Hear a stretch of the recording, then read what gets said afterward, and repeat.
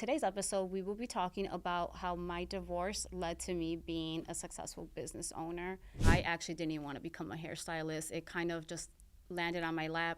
It wasn't until 5 years ago that extensions to me just became like a big thing. So, again, fast forward now, I am ready to also show other hairstylists how to do this because I know I am not the only woman out here that has been divorced and is struggling and trying to find how to provide for her children and for herself. Hi, this is Cindy, your hair wife, and welcome to What She Said.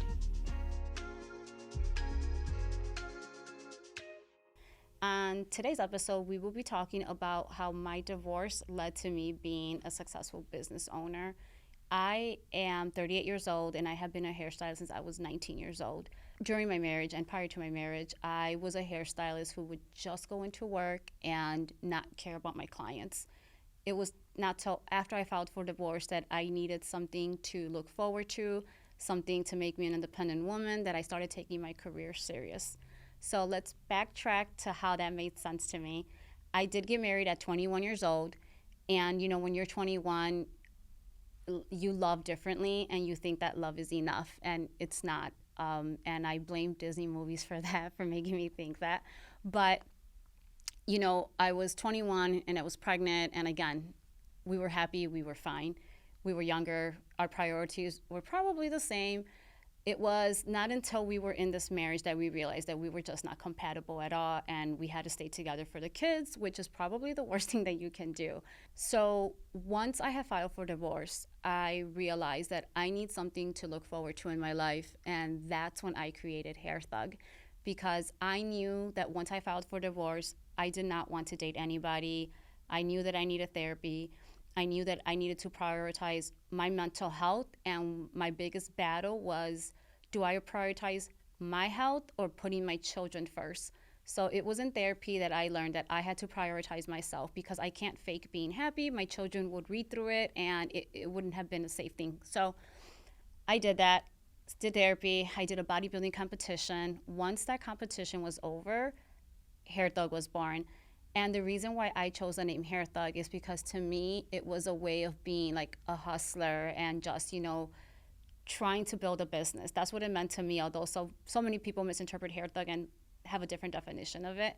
So when Hair Thug was born, I worked and busted my little butt off and did anything to get clients, where I think I took away from my motherhood, just to build this business. But again, I was financially on my own. It's not like if I had a choice here. So Hair Thug lasted about 5 years. I recently just changed the name in the middle of rebranding. But it was probably one of the best experiences of my life, because during this time, I realized that I could be the strong, independent woman that I never thought I could. Being first generation Mexican here, we are used to the woman staying home, cooking and cleaning. I didn't come from a generation where the woman had to work.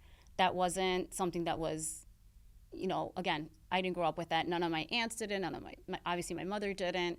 So it was interesting to be like one of the first people in my family to have that. And I'm not upset about it. Although I would have probably liked the idea of staying home. Again, it gave me the opportunity to just be this independent woman and set high standards for myself, and to allow my two daughters to see that you don't need a man to survive in your life, right? Although I wouldn't give them that advice. But let's talk about Hair Thug a little bit. I actually didn't even want to become a hairstylist. It kind of just landed on my lap because my senior year of high school, my French teacher sat me down, told me to close my eyes and to just pick an environment that I will be happy in, and I did that. And it turns out that I set a salon, and I blamed the movie Legally Blonde and all that for that choice. But he told me to not go after a career because of the money that you will make, but more of the passion. So I knew absolutely nothing about hair. As a matter of fact, I assisted for like 4 years before I actually took a job behind the chair. And I started off at a blow-dry salon in the Gold Coast area in Chicago. I did it for about 2 years, and although I loved it, and I did build a clientele, and I did make good money at the time, because this was like years ago, maybe 12 years ago, I realized that I needed something more. I was just repetitively doing the same thing over and over, which is just blow drying. So I decided to go ahead and take a job where I could start doing color and cut.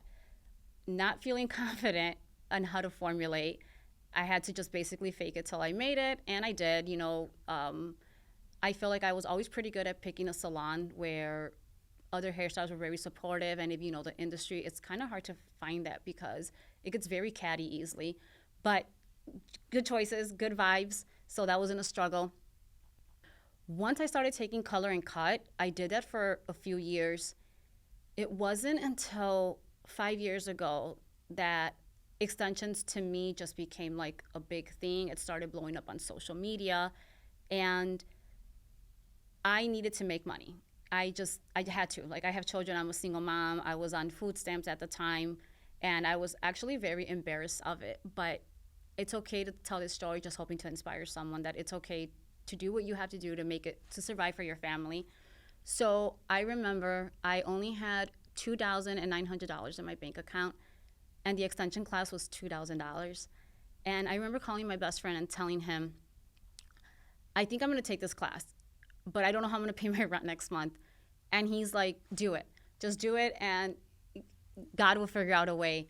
So I remember I took the class, but prior to booking that ticket, I was like, if the airfare and the hotel is cheap, it's gonna be a sign to do it.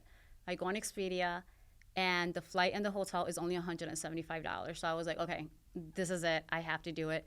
So I took most of my savings out to take this class, and I had to make this work. I had to make this work because, again, I did not know how I was going to pay next month's rent.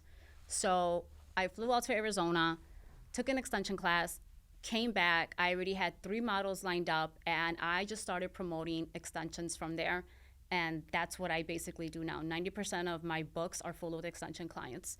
I absolutely love it. What it did is it guaranteed me a paycheck that just came in like all the time, because if you know about extensions, it's a luxury service and it's maintenance. Like, you have to come back to get a reinstallation, where color clients, I was seeing them maybe like 2 to 3 times a year. It wasn't enough for me. It wasn't enough to keep putting food on the table. So once I started doing extensions and I had a clientele, I know it takes about 2 years to build a clientele, but when I tell you guys that I was on social media posting stories like 10 times a day, 3 posts a day on like my regular page, I just had such a clientele that I was able to build this clientele in maybe 7 months. So I know it's hard, and it took everything out of me, blood, sweat, and tears, time for my children, but I made it happen in 7 months, and no regrets, obviously, up until this point. But with that, it was 7 months later, and I realized, what can I do to make more money?